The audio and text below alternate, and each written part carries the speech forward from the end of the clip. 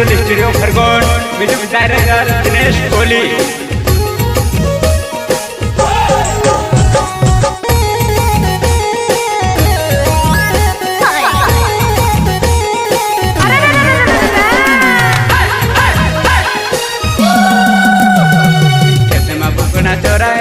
कोई पुतनी में देखी रोईवा तुझे मालूम वजुवन मार्केट ने सेठ बुकड़ा चरावे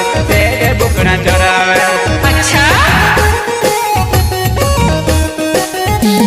ऐसे बुकड़ा चराई रोने कोई पुतनी तुझे देखी रोने तुझे मालूम वजुवन मार्केट ने सेठ बुकड़ा चरावे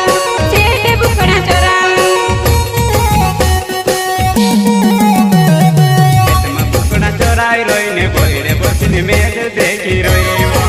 तुझे मालूम वजुवन मार्केट ने सेठ बुकड़ा